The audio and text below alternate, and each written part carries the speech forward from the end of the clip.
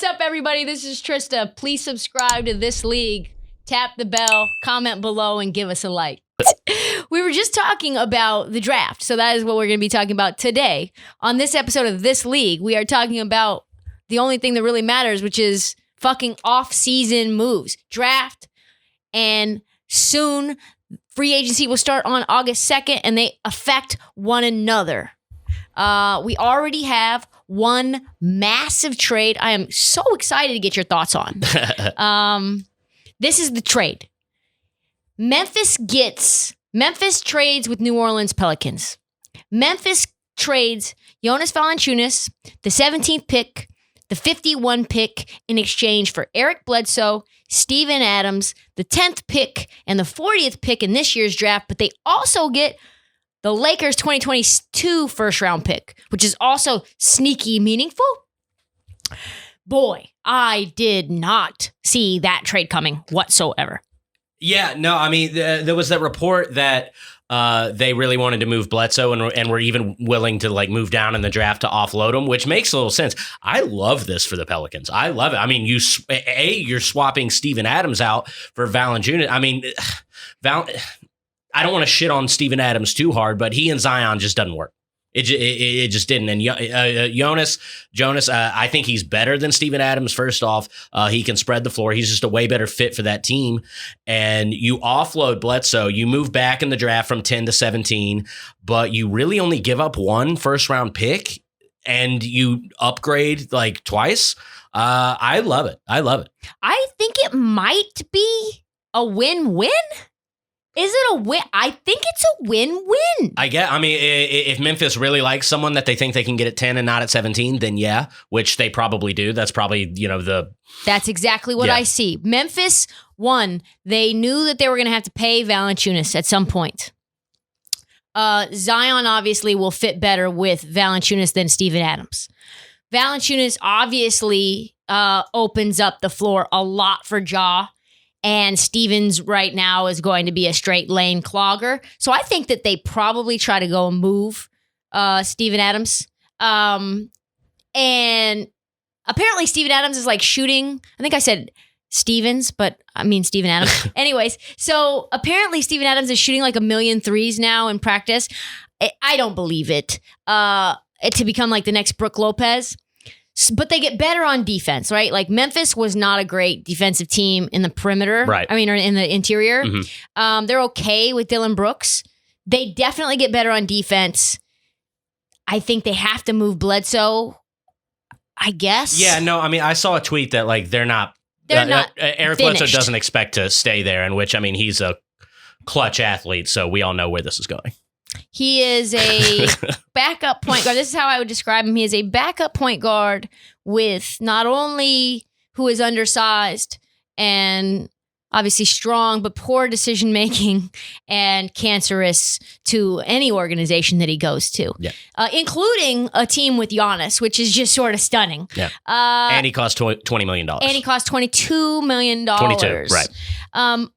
But getting the 10th pick in the draft is fucking great if you have someone in mind. And the name that I think they might have in mind is either Duarte or Kuminga. I mean, I don't think Kuminga's going to be there. I think someone's going to try to take him, but I like Duarte. Yeah. Duarte and Your Dylan boy. Brooks. Ooh-wee.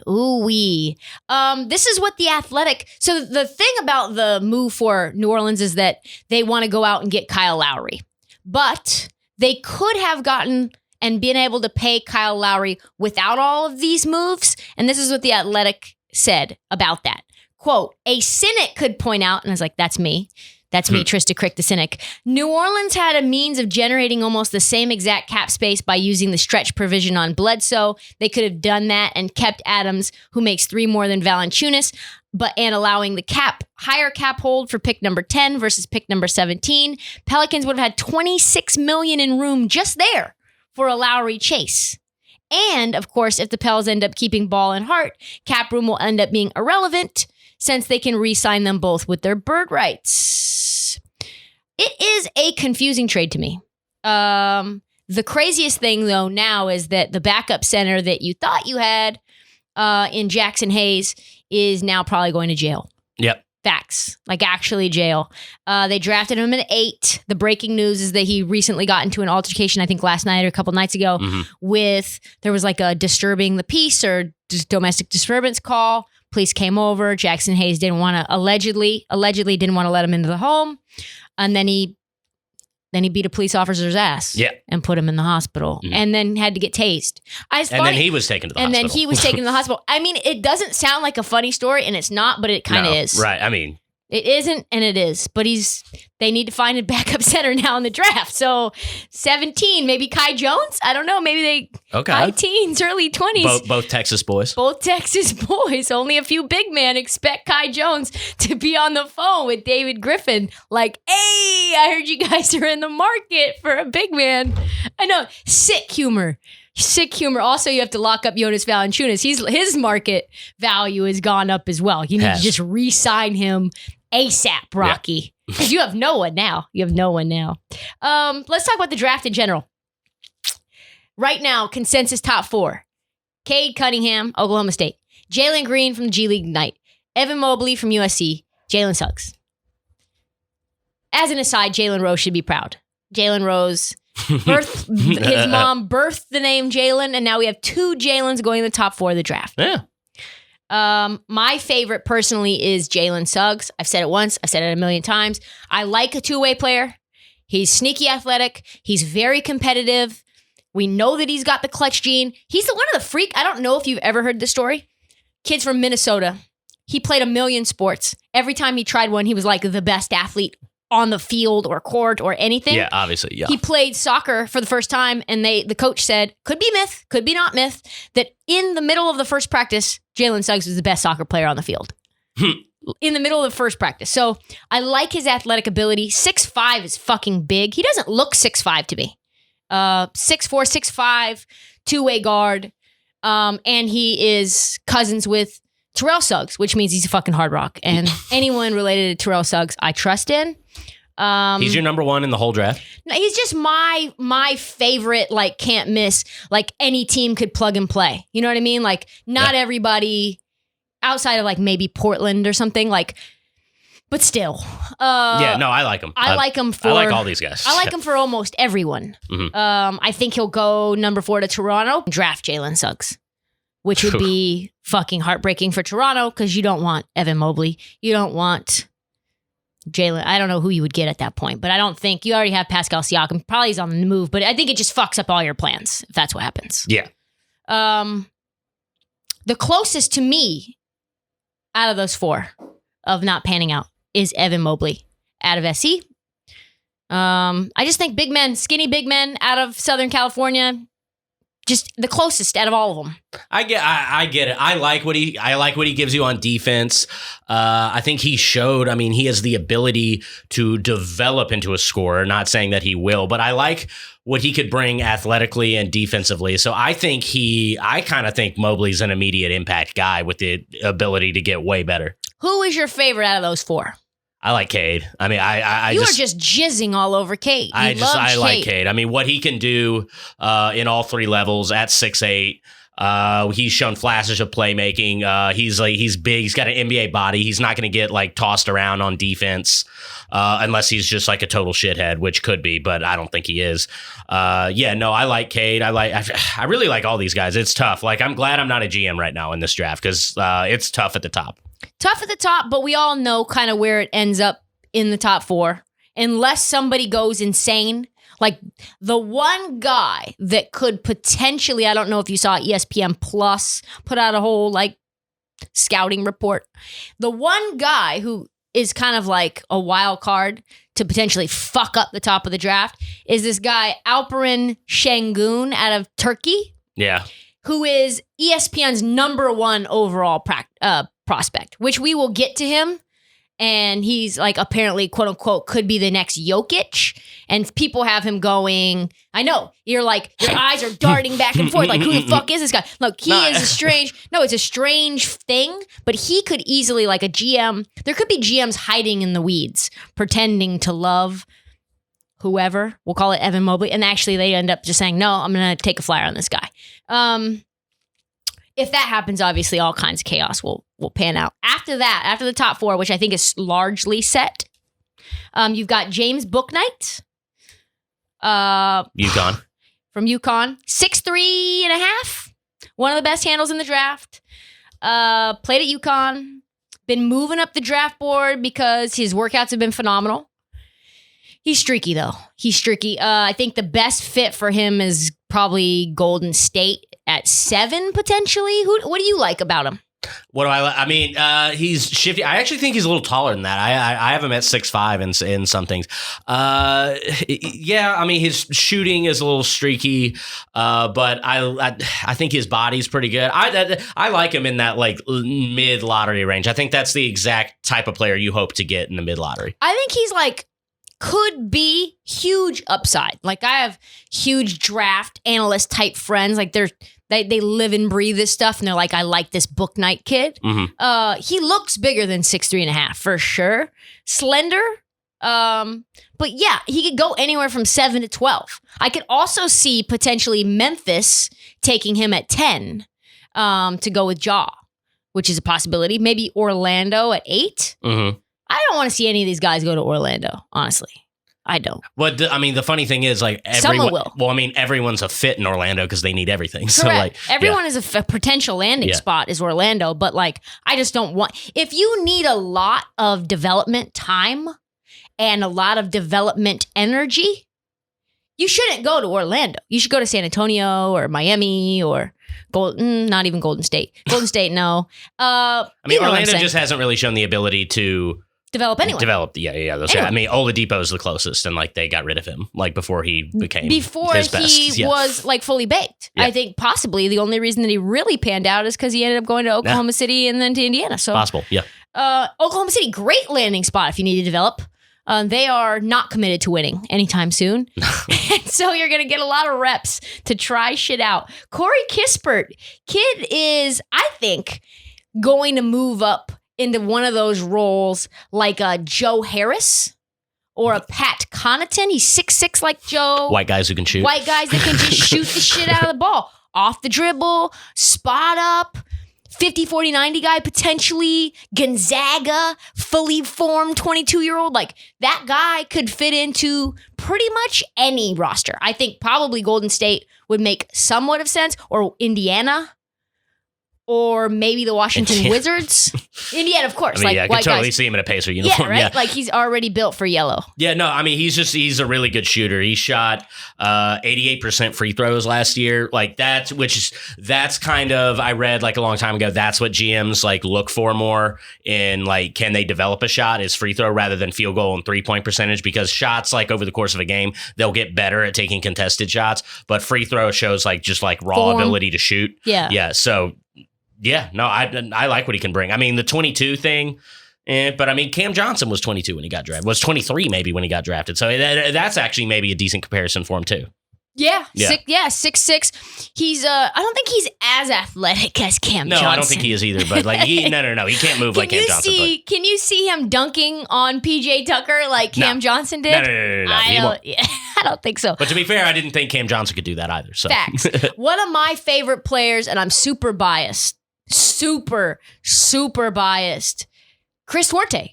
6'6". He's 24. He's an old head. But he even said it best. Like, if you want to win now, you take me. If you want a little baby that you need to develop and feed him milk and put him in the stroller, like, you take those 18-year-olds. I'm going to be able to contribute right away.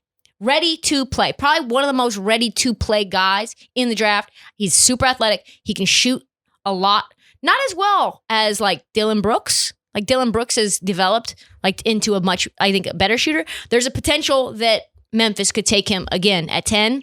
Golden State, the whole thing about Memphis potentially moving up to 10 might have been for Duarte because Golden State is salivating after him at 14. Portland would be perfect spot for him, but Portland has 0 draft picks, so we will not get him. He's super old too. He's 24. 24. Yeah. Downside, he's not really big enough to handle large forwards on D, but if you're with Dylan Brooks, doesn't really matter There's a lot of guys in Memphis that can guard. All I'm saying is I don't think it matters that Chris Duarte is not super big enough to handle these larger forwards on D.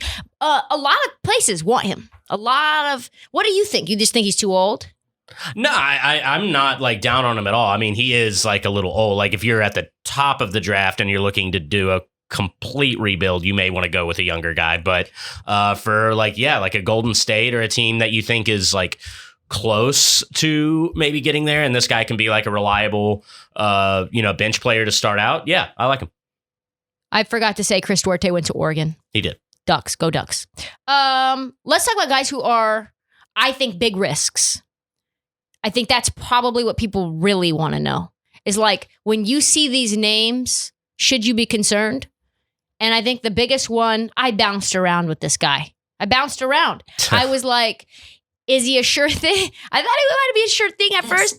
And then I did some more research and I was like, oh, I took him. He was in the trouble category, and then he went into the wild card category, and then he went into the sure thing category, and then he went back to the trouble category. So he's 6'7", 225 from Florida State, 19 years old, Scotty Barnes, consensus top 5 pick, and maybe one of the riskiest top 5 picks I have thought about in a minute. I don't know about that much hyperbole, but to take him top 5, given who he is sort of fucking crazy to me. The guy is like a Ben Simmons-esque. I mean, he can't shoot. Yeah. He doesn't shoot. He has more offensive moves than Ben Simmons. He can pass cross court more than Ben Simmons. He doesn't shoot particularly well from the free throw line. He's a 60% free throw shooter, which does not bode well if you're a GM, as you said. You watch his highlights and you're like, man, he's athletic. And then you're like, damn, he shoots 29% from 3, 60% from the free throw line. And now there's scouts being like, his whole entire shot needs to be reconstructed. Sound familiar? Yeah, I mean. Ugh. They call him for top 5? Oh, Lord. I don't know. Yeah, no, I would not take him at 5. If I'm Orlando, that's not who I'm looking at. That would be a very Orlando move. Sorta, yeah. Yeah, Ugh. they could. They could. I'm not predicting what will or won't happen, but that's not who I would be looking at 5, no. They said he's a combo of Draymond Green and Pascal Siakam, and I was like, yeah, if you take Draymond Green's offense and Pascal Siakam's defense, maybe. Like, no. Like, he has tools, he's athletic, but like, that's the riskiest pick maybe in the lottery. Yeah, it'd be hard to like say definitively like, no, you're wrong. He's a risky pick for sure. And like where he's slated to go, I think you may be right. I would love to see him in a place like the Spurs, like a place where you could develop him, or a place like if he was going further down and they didn't have any other needs, like Jalen Suggs, that they need him. But like I could see Nick Nurse trying to like work on his shot. You know, like Nick Nurse has transformed like I think Fred VanVleet shot a little bit. And so he's known for that. But like someplace, not Orlando. They're not going to develop him. Not going to. I'm very worried about Scotty Barnes. Jonathan Kuminga, 6'8", 220 G League guy. This is the problem with Jonathan Kuminga. Again, one of those guys where you're like, oh, he has such upside. And then you watch him and you read about him and like, here's the book on him. No motor, raw athleticism. He's 22. No motor, but raw athleticism. Doesn't try sometimes. Takes plays off. Has elite defensive potential if he ever decides to lock in mentally and improve his fundamentals. Capable of someday shutting down smaller, quicker players if he decides to play with intensity. And those were his pros. That was the positive on Kuminga. The downside is his decision-making. He gets flustered when his first read isn't available. He ends up jacking up a ton of contested shots instead of looking for a pass or creating higher quality shot for himself. Like, what the fuck? Yeah, no, I mean, the thing about him that I think that GMs kind of have a feel on him for, is that like when he looks good, he looks really good, and when he looks bad, he looks really bad, and he just looks lost and makes a lot of mistakes and doesn't really use his body in a way that he should be looking to do, which is, I mean, a He's mentality like a little thing. deer. I mean, he's 18 years old. I don't think I actually kind of like his upside. I like him way more than I like Scotty Barnes personally. Yeah, I think if you are a GM like Oklahoma City, maybe, like you've got 1 million picks. You got 1 million of them. No. You've got like literally 20 picks from now until 2027. So like you have the ability to go for someone with high upside. Maybe Sacramento, where people go to die, like good fit. But like if I'm a team who needs something now, like you have no time to waste, and Kuminga, not the one. But we're talking about trouble here. So yeah, all these guys are trouble. Davion Mitchell from Baylor. He's 6 feet in high heels. He could be great. Yeah, I mean, he's tiny. But he is little. Yeah. He plays a lot. He's a winner, right? He's played at Baylor, won chip, very nasty. Plays a little like Drew on the ball, into your body. Very good at getting to the spot on defense before you. I saw him shut Cade Cunningham down, which is fucking crazy because Cade Cunningham is what, 6'7"? Yeah, it's 6'7", 6'8". 6'7", Yep. 6'8". Okay, Yep. So you got a little tiny guy putting clamps on Cade, which I think is a great sign.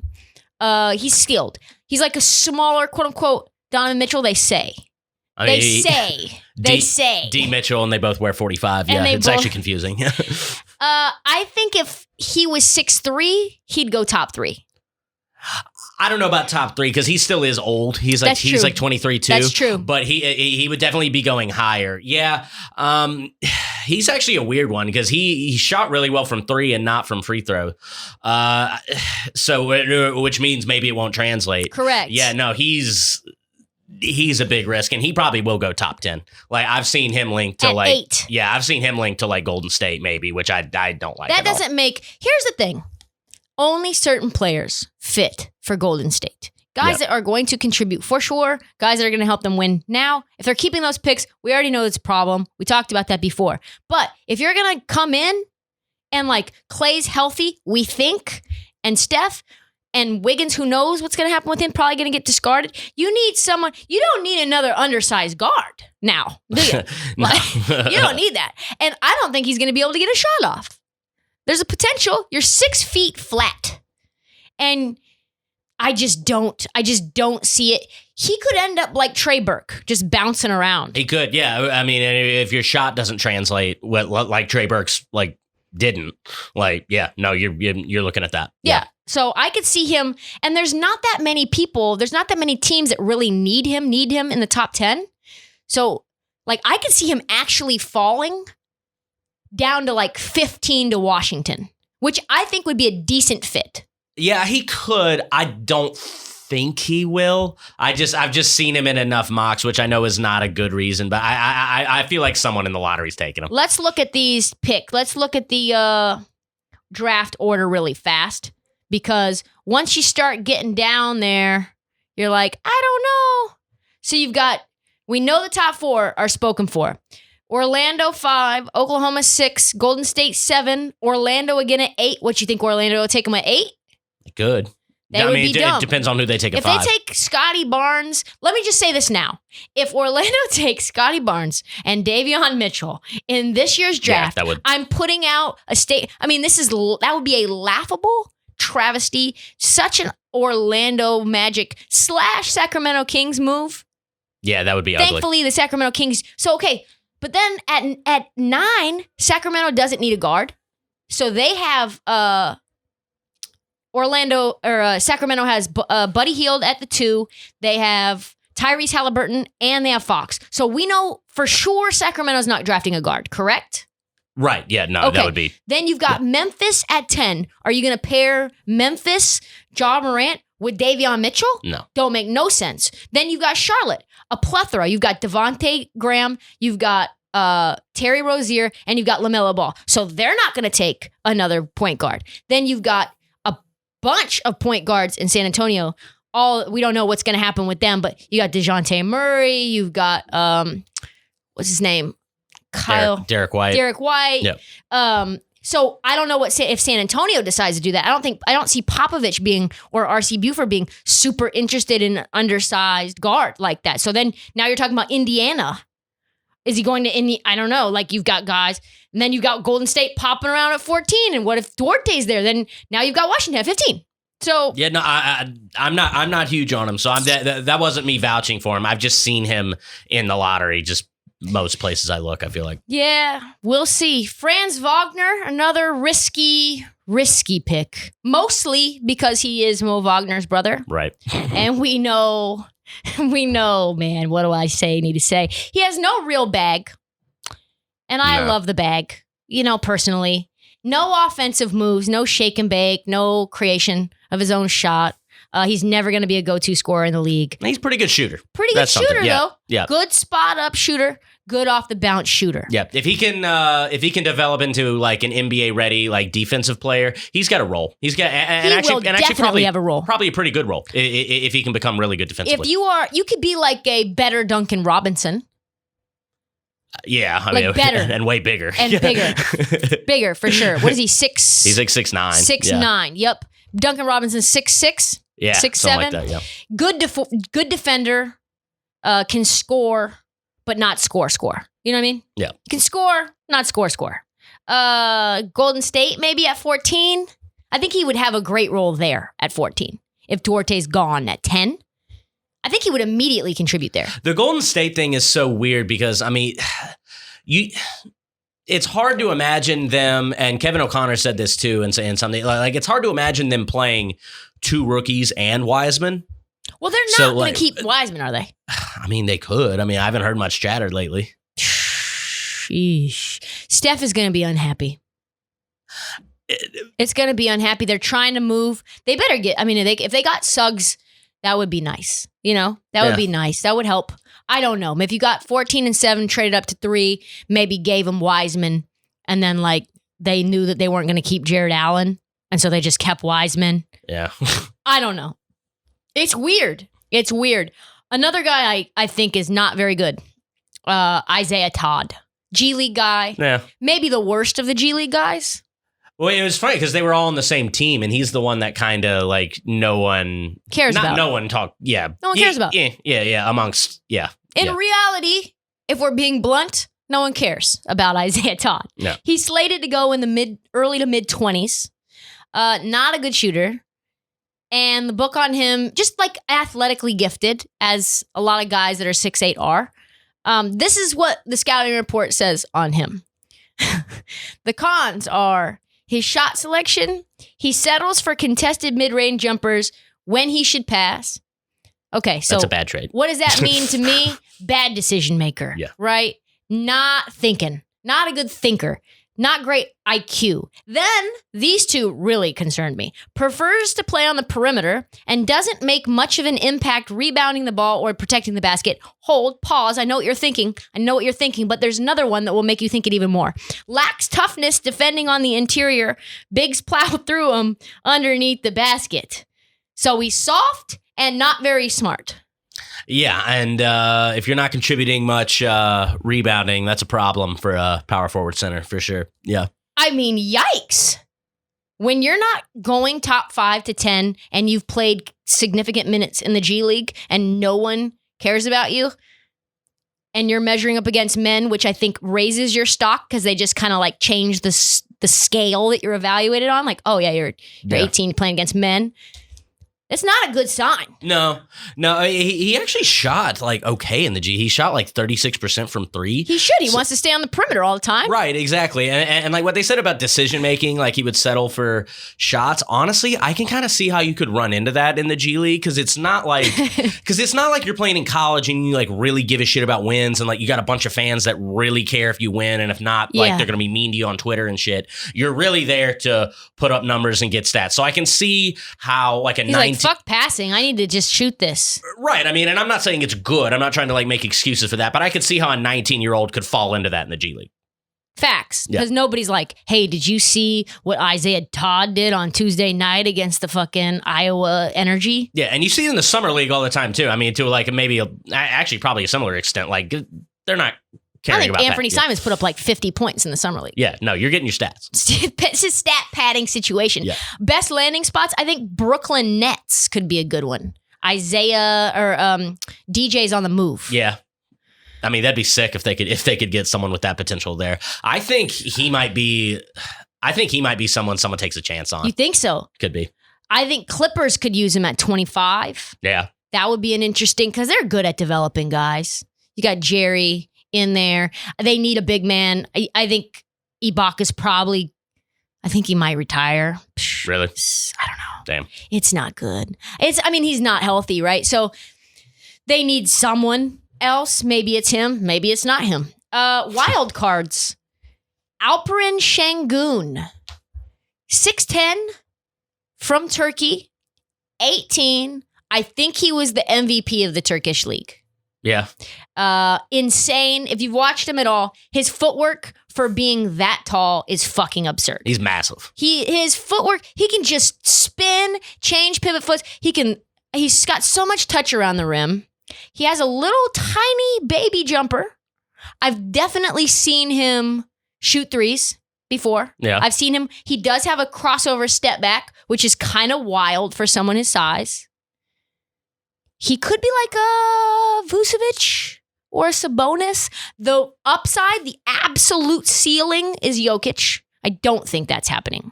I don't. But we didn't think Jokic would be Jokic either at 44 or whatever he got drafted On at. one of the draft comparisons I saw, he he was compared to Tom Gugliotta, who was my favorite player as a child. So I enjoyed that.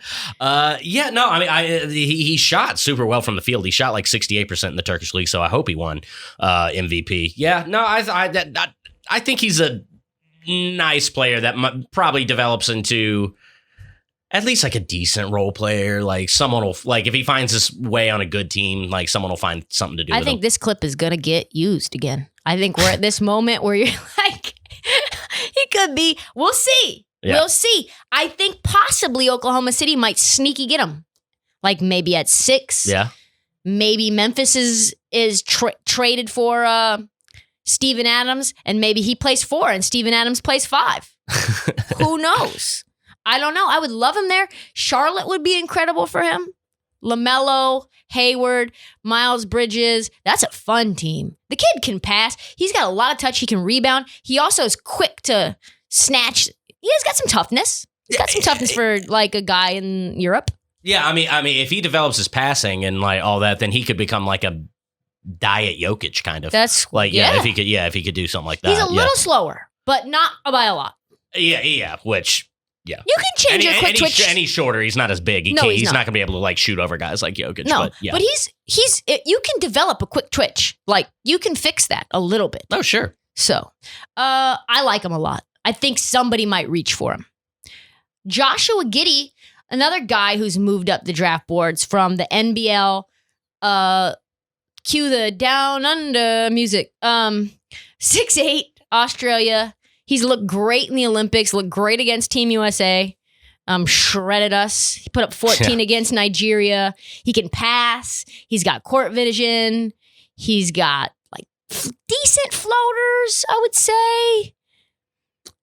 Not a great shooter, but a pretty good shooter. I wouldn't say shooting is necessarily his strength right now, but I think he's going to go fairly high. I think he's probably looking at definitely lottery, maybe top 10. I think somebody could end up reaching, we'll say sort of a reach and sort of not a reach. Yeah. I think any guy that's playing in the pros and doing well like he's playing, you deserve a little more credit than fucking Scotty Barnes. Like, Orlando, why don't you take Josh Giddey over Scotty Barnes? I hate being mean to Scotty Barnes, but like, Josh Giddey, don't you think that's a bit better upside than Scotty Barnes? I mean, I probably do. Yeah. I mean, he's just 18. I know Scotty Barnes is young too. But yeah, no. What I've seen of him and like played professional ball already, he could be like a little diet Karis LeVert or fit with LeVert and Brogdon. But I think Pacers could be an interesting. I hate to say Joe Ingles, but yeah. That's okay. It's not. It's is so it typecasting? It's like the people that said Devin Booker was like Klay Thompson, like just because he like looks like him. Like, Yeah, it's like, oh, like does Davion Mitchell really remind you of Drew, or do they just look similar? Like, are they just kind of similar guys? I think Pacers could be interesting at 13, but they might go. He might go top 5. Who knows? Usman Garuba. I think nobody knows what to make of this guy. The Spaniard. There's not a lot of tape on him. 6'8", power forward, playing in Europe. Kevin O'Connor likes him. Kevin O'Connor says that he plays with elite effort, elite intelligence. That's good. Not great at putting the basketball in the hoop. Not ideal for playing basketball. Apparently, he is a pretty bad free throw shooter, too. I don't know. Is it worth taking a flyer on a super athletic defender with problematic offense? It's like another situation like Ben Simmons again. I mean, if he's just a bruiser and can go and give you like 15 minutes where he's just snatching every rebound and just knocking people around, maybe he's not a bad spot for like a Clint 20th Capella overall. Sure. I mean, yeah, if you can get Clint Capella in the 20s, yeah. Like, I mean, or like a Drew Gooden. Drew Gooden was a bruiser. Jeez, yeah. I mean, he went like 4 or something but he like was, that. yeah. Yeah, no, I mean, he's not someone I would reach on by any stretch. I think he's someone that like a good team takes, that a playoff team takes like in the 20s or something like that, stashes him for a little bit and sees what he can do. I think OKC could maybe take him at 18. That'd be a good fit. Atlanta maybe at 20. Atlanta is interesting because they have like the freedom to do basically anything. Yeah. Like they don't have any glaring holes, so they kind of just. They almost have too many people at every position. They could kind of just decide to take a flyer that they think has tremendous upside and then just say, fuck it. Definitely I mean, Lakers at 22 could be interesting. Could be. Yeah. He does have the ability to fall. Yeah, give him Drummond's minutes. I actually do like him kind of in LA. Yeah, I kind of do like that. Drummond's minutes. Yeah. This kid, Joshua Primo. Lot of draft projections. Bama boy. Bama boy, 6'4". A lot of projections have him going late first round. I think he has a higher ceiling than that, though. He's got a good shooter's mentality. He's not small, 6'4". I think his first step is slightly slow, which is why people are. But they said that about Luka. They said that about. I'm not comparing. By no means. I just want to say, by no means am I comparing Joshua Primo to Luka Doncic at all. Right. But what I'm saying is, when people say that your first step is slow, like, do they really know? Like, I don't know. You had all this MVP tape on Luka, and that was the book on him, was that his first step was slow. So maybe it's not slow. Maybe we're evaluating him incorrectly. Yeah. I mean, this guy can stroke the ball, though. Yeah, he can hit. Yeah, he can hit. So I think Houston could be interesting at 23. Mm-hmm. Nuggets could be really interesting at 26.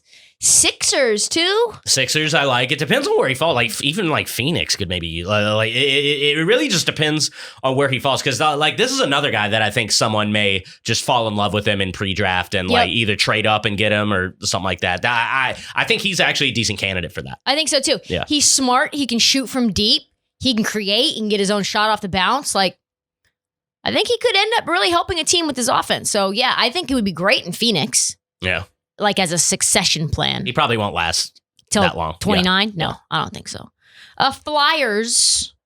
Guys, I have zero clue. There's no best fits. I have no idea. Isaiah Jackson, 6'10", freshman out of Kentucky. Apparently, Coach Cal is like, he has so much more upside to go. Like, Coach Cal gives him the stamp of approval. Downside, he is 6'10" and 206.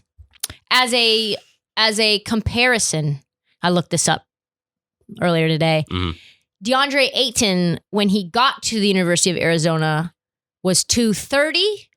Gained 20 pounds his freshman year at Arizona. I know he's 7'1", and he became 250 on the way out. So this kid is 206 and 6'10". I mean, he's tiny. He's thin. Mm-hmm. What is Kevin Durant?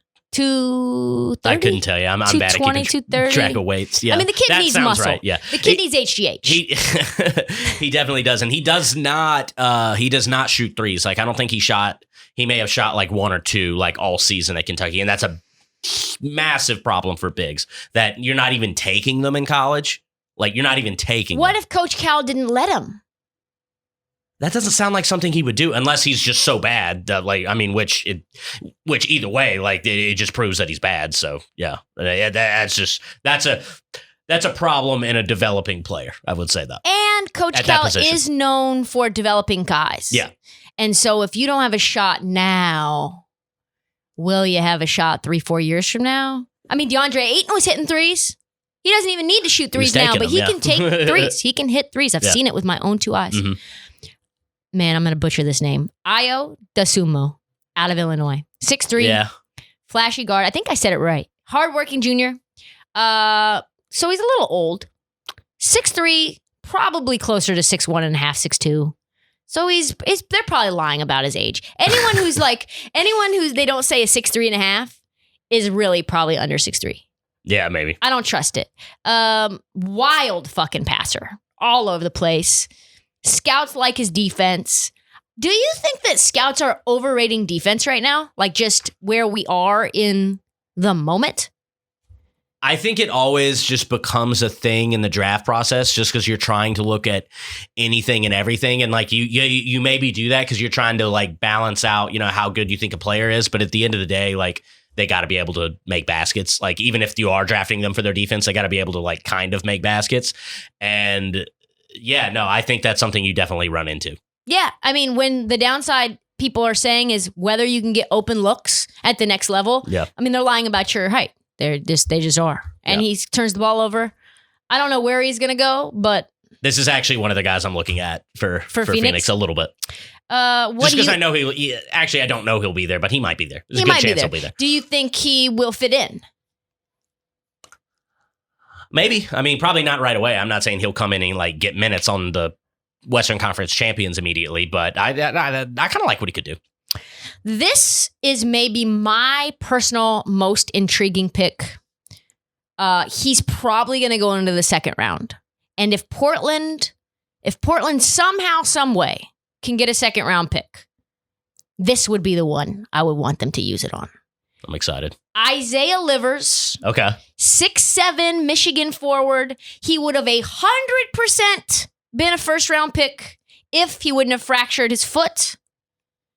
And now he's a mid to late second round pick, which is wild. That disparity between for sure first round and mid second round for a foot break, it's not even any ligaments tear, babies. Like, it's just bones. Yeah. That shit is coming right back. You're going to snap right back. He is long. He can shoot 43% from three. He can definitely shoot. Fill it up. Yeah. And that doesn't matter. Like, that little foot break, what does that matter? Very good defender. Cost me my Michigan futures bet. Gosh, your Michigan futures bet. Downside, he's 23, but I don't give a fuck. Damian Lillard's 31. I mean, when you're picking late, like especially like in the second round, I think you stop thinking about age. You're really only thinking about the age, like the lottery. Yeah. Yeah. So I like him. Like, I think he could be really good for us. Like a 6'7". I like that. 6'7" who can shoot. Yeah. Like an MPJ, but thicker. Yeah. I love it. Yeah, we talk about Isaiah Jackson. He's like 20 pounds heavier than Isaiah Jackson at 6'7". At 6'7", yeah. 230 something, right? Yeah. I like that. That concludes it. That concludes the draft portion of the show. Gonna be interesting to watch. If you had one surprise, what would your surprise be? You have to give me just one thing that you think might happen that is like gonna shake shit up. Golly, that's so tough. I think we might see, like, I mean, I kind of already said it, like Isaiah Todd, him going earlier, but that wouldn't like really move the needle that much. Won't splash me. That's not splashing me. I mean, would you consider Kuminga at 5? Like, I would consider that a splash. Then yeah, okay. I think that's very possible. Kuminga at 5. I've got 2 splashes. 1, Detroit trades the number 1 pick. I've been saying it all year. If it happens, I need you to just text me right away. Okay. Yeah. Just text me right away with like a smiley emoji or something. Well, usually by this point, it's like there's like been talks of like, oh, like their contract's almost set or like stuff like that. Or like, oh, like we saw like Cade like talking with Detroit on the phone or something like that. And we haven't seen that. So yeah. I think I saw something that was like, Detroit likes Cade, still not committed 100% to him, still evaluating all options. I think that would shake shit up. I think then that would fuck all of the plans up that Golden State has with Cleveland, because I think Cleveland might try to grab Cade. And maybe, who knows, maybe then Houston ends up taking Evan, and then he goes 3 to Jalen Green ends up going 3 to the Pistons, and that's who they wanted all along. Kind of like a Celtics-Sixers trade scenario, one of those things. That would shake shit up fast. That would put a wrench in anything that Golden State would want to do. Yeah. I think the second one is that Golden State end up like moving those picks. Like they can. Picks. Yeah, we can see that. Either moving them and getting Suggs, or moving them all together with Wiggins and Wiseman, and then end up getting some major player, which I think would be dope. I mean, that'd be a bit. You better get all-star level player if you're sending that much. I mean, that's facts. Yeah. Facts.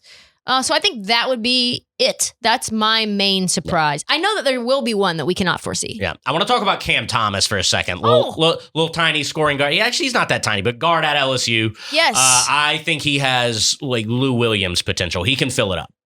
So I think you're right. He will not start, though. He is Lou Williams potential in the sense that he can get buckets.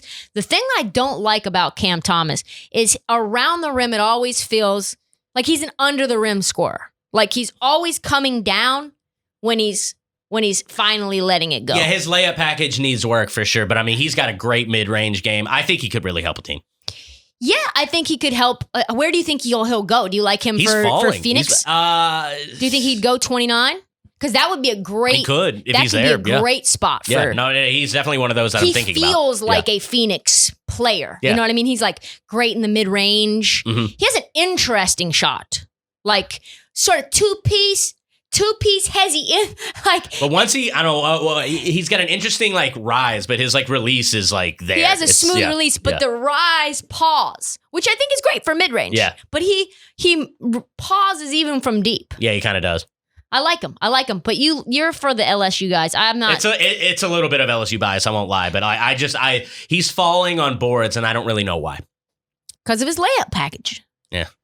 Who else do you like? Do you have any other names before we go? No, you kind of covered. Like, I actually kind of like some of the guys that you don't like. I think Isaiah Todd has potential. I think Isaiah Jackson does have decent potential. I don't really have any other names to really throw out. I mean, what's the Duke guy? Jalen Johnson. I think he's interesting. He is interesting. Yeah. But even though like a lot of people now think he can't shoot, he's falling a little bit. But like, I think someone's going to be happy with the value they get with him.